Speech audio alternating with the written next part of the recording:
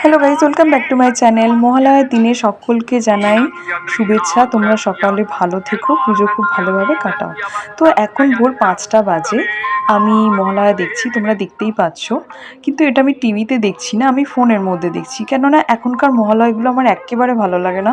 শুধু সাজে বিভিন্ন টাইপস করে অনেক কিছু করে ব্যাপারটাকে পুরো একদম হজবরল করে দেয়, যেটা আমার কাছে খুবই বিরক্তিকর। আমি ছোটোবেলায় যেটা ভালোবাসতাম, মহালয়া মানে একটা ব্যাপার ছিল যে অনেক কিছু থাকে, সেটা হচ্ছে এই যে মহালয়া তোমরা দেখছো, এই মহালয়াটাই আমার ছিল ফেভারিট। এটা আমি ছোটোবেলায় দেখতাম, খুব ছোটোবেলা থেকে এটাই দেখতাম, এবং স্টিল নাও এখনও আমি প্রত্যেক বছর এটাই দেখি।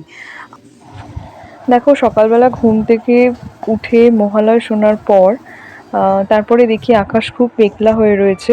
মহালয়ার দিন আকাশ মেঘলা থাকলে ভালো লাগে না। তো যাই হোক, স্নান টান করে এবার ঠাকুর ঘরে এসেছি।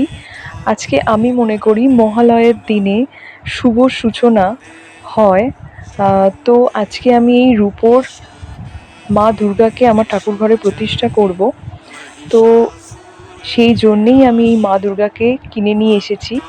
আমি আর বোন আগের দিন গিয়েছিলাম সেনকো গোল্ডে, তো সেখান থেকে নিয়ে এসেছি মা দুর্গাকে। দেখো কতটা সুন্দর দেখতে লাগছে।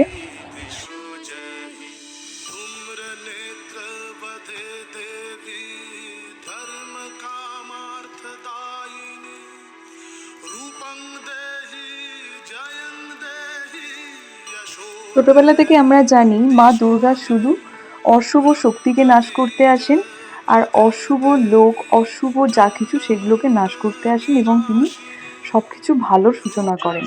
তো আজকের দিনটা আমি দেখো মা দুর্গাকে নিয়ে এসেছি আমার বাড়িতে, নিয়ে এসে তাকে আমি আমার ঠাকুর ঘরে প্রতিষ্ঠা করছি, এবং আমি চাইছি সমস্ত অশুভ জিনিস কেটে যাক এবং সব কিছু খারাপ যেন আমাদের কাছ থেকে চলে যাক।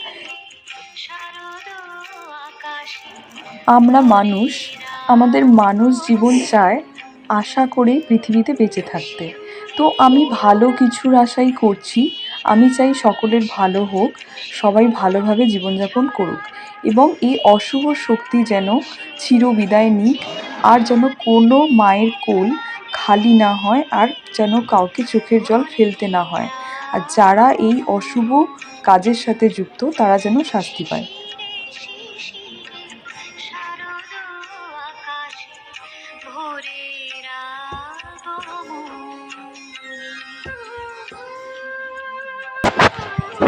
আমি তো আগেই বলেছি, আমার মা হচ্ছে দশভুজা।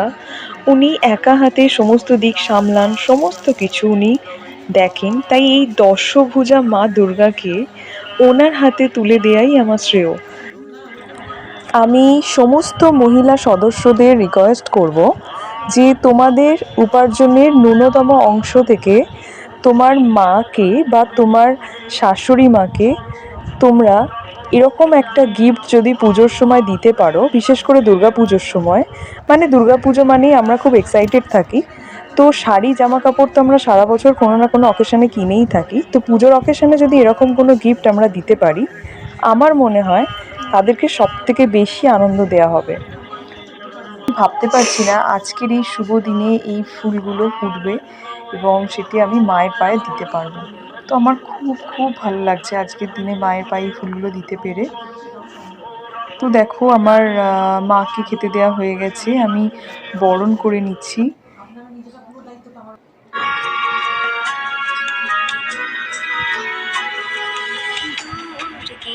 তো মা সকলের ভালো করো, সকলকে ভালো রেখো, এই কামনাই আমি তোমার কাছে করি।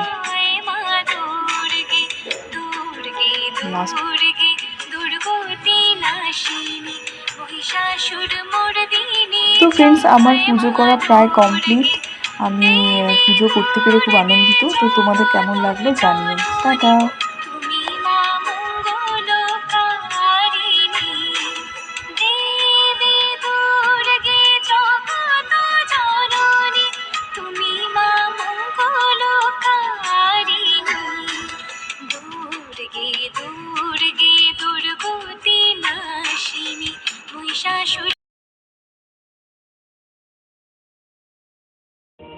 আশ্বিরের শারদ প্রাতে বেজে উঠেছে আলোকমঞ্জিত, ধরণীর বহিরাকাশে অন্তরিত মেঘমালা, প্রকৃতির অন্তরাকাশে জাগরিত জ্যোতির্ময়ী জগন্মাতার আগমন বার্তা, আনন্দময়ী মহামায়ার পদধ্বনি অসীম ছন্দে বেগে উঠে রূপলোক ও রসলোকে আনে নবভাব মাধুরীর সঞ্জীব।